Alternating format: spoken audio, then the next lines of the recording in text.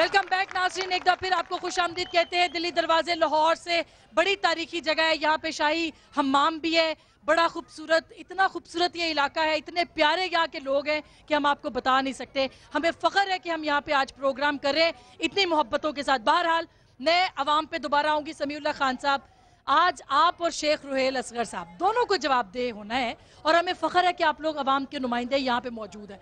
यहाँ पे आपके आने से पहले, क्योंकि आप लेट आए हैं, थोड़ी बेरोजगारी की और हम बात कर रहे थे कमीशन क्यों नहीं बन रहे, सहाफ़ी कत्ल हुए उनका कमीशन नहीं बना वगैरह, लेकिन लोगों ने कहा कि रोकें और हमारी बात करें।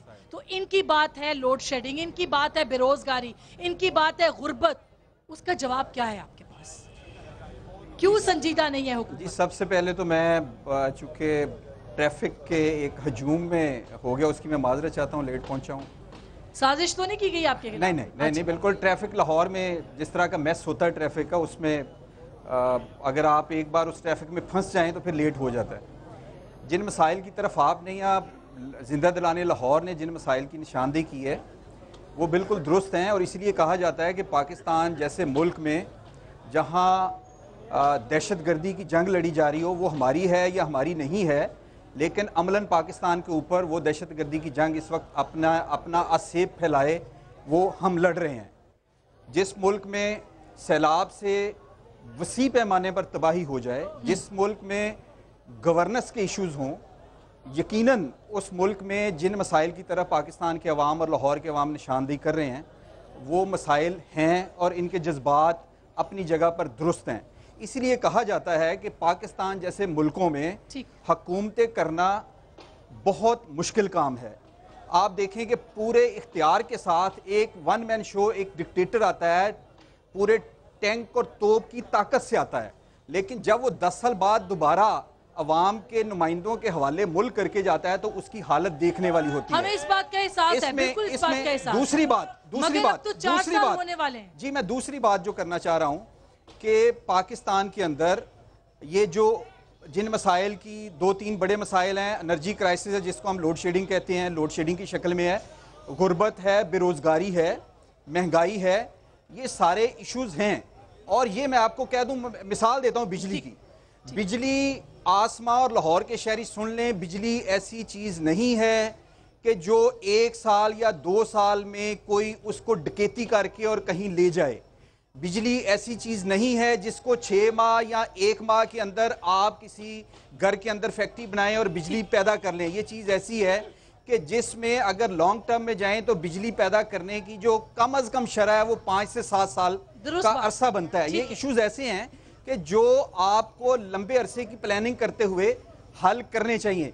लेकिन मैं कहता हूं कि एक और इशू की तरह मैं इशारा करना चाहता हूं कि पाकिस्तान के अंदर इस वक्त 7वें एनएफसी, आखिरी बात है, आखिरी बात प्रोजेक्ट सामने नहीं आया। हाँ, यही मैं करना भाषा डैम का 4 दफा इफ्तिताह हुआ है, बिजली नहीं आई। मैं कह रहा हूं कि यही आपने कहा कि पाकिस्तान पीपल्स पार्टी की हुकूमत ने मौजूदा बजट में 32 अरब रुपया जो है, जिसमें भाषा डैम के लिए 10 अरब रुपए भी शामिल है, इतनी खतीर रकम मैं चैलेंज से कह रहा हूं कि किसी डैम के लिए पिछले 11 साल में नहीं रखी गई है जितनी बड़ी रकम पाकिस्तान। हाँ, उसका फल, मैं नौजवान नस्ल बैठी है, उसका फल हो सकता है पीपल्स पार्टी की मौजूदा हुकूमत ना खा सके।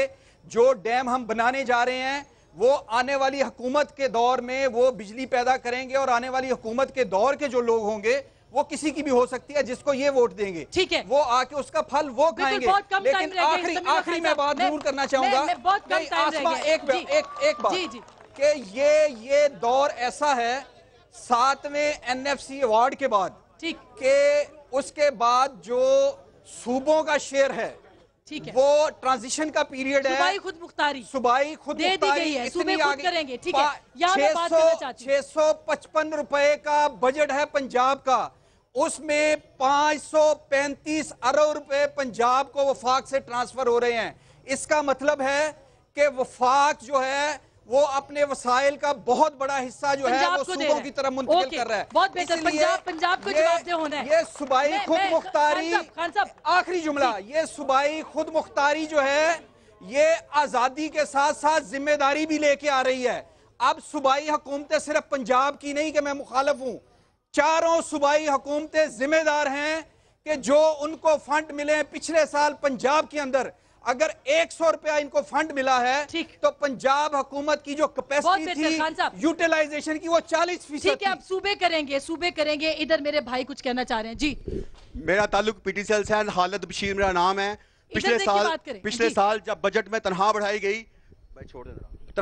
گئی تو اس میں پی ٹی سی ایل ملازمین کو یہ سزا ملی کہ ہم کو نوکریوں سے نکال دیا گیا. اس پر chief justice of Pakistan, prime minister of Pakistan, صدر پاکستان جناب خورشید شاہ صاحب اور جناب منصب سب لوگوں نے آنکھیں بند کی ہوئی ہیں.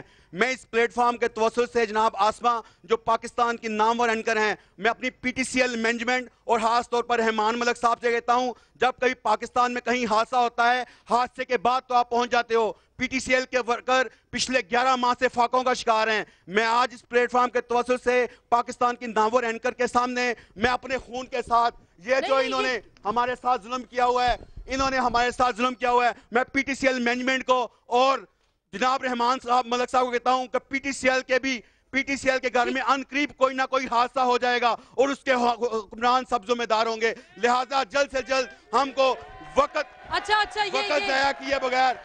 ضائع کیے بغیر ہم کو جلد سے جلد بحال کر دیں. یہ کیا خون لگا ہوا ہے اس پہ؟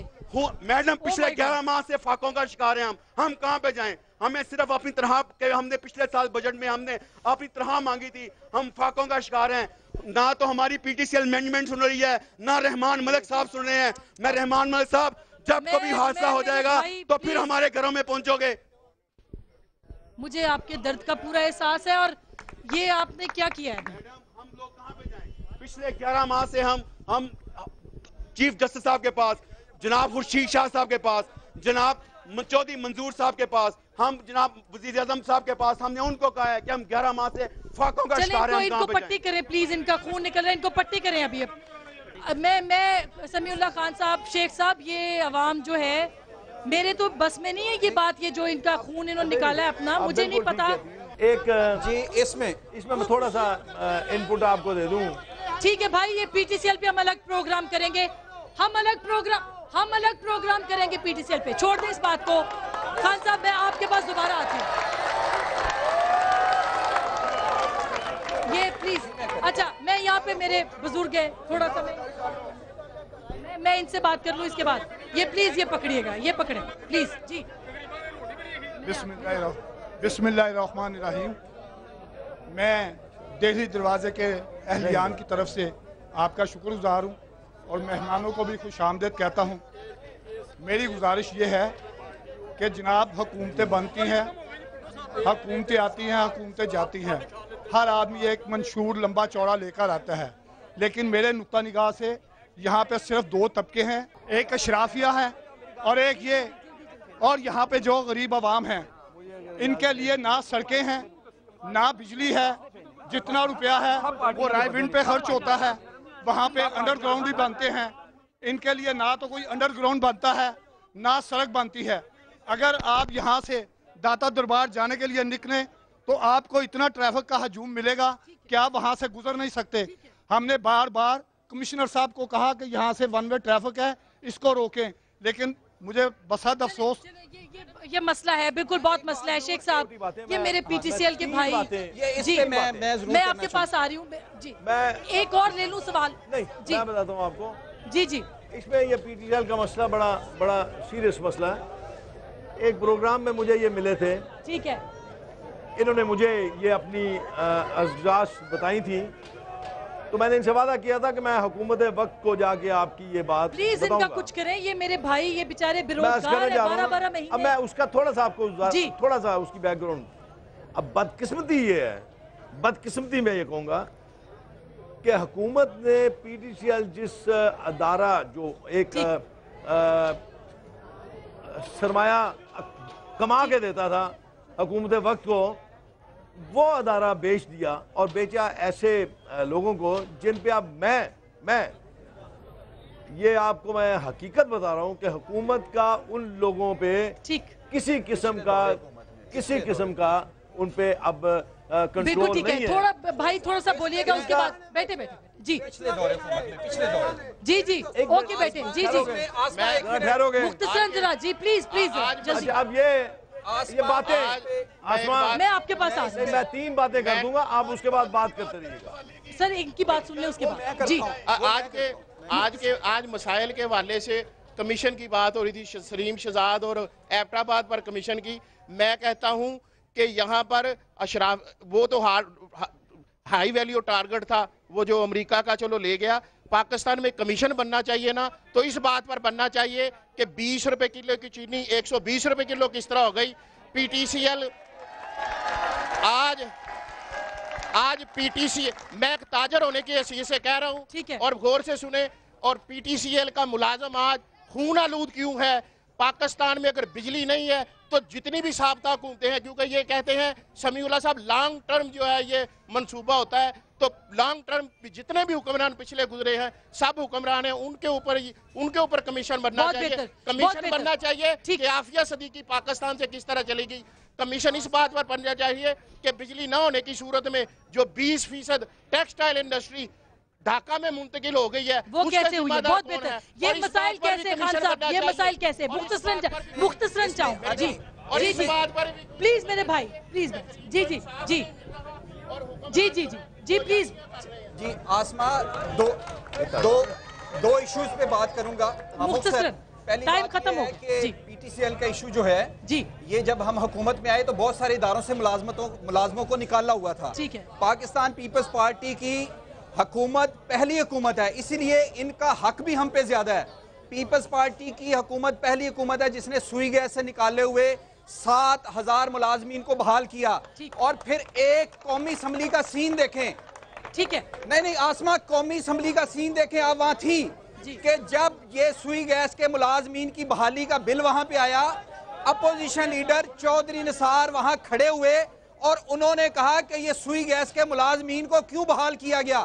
یہ قومی اسمبلی میں یہ بات کی گئی.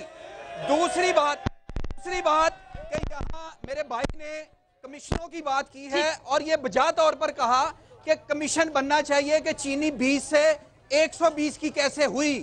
میں ان کو یاد دلانا چاہتا ہوں اپنے بھائی کو. بہت شکریہ. میں اپنی بات کہ یہاں ہائی کورٹ کے چیف جسٹس نے لاہور کے چیف جسٹس نے چینی 40 روپے بیچنے کے آرڈرز دیے تھے، لیکن پنجاب حکومت لاہور ہائی کورٹ کے ان آرڈرز پر عمل درآمد نہیں کروا سکی. بہت شکریہ. ہمارے پاکستان کے عوام کب تک بلکتے رہیں گے؟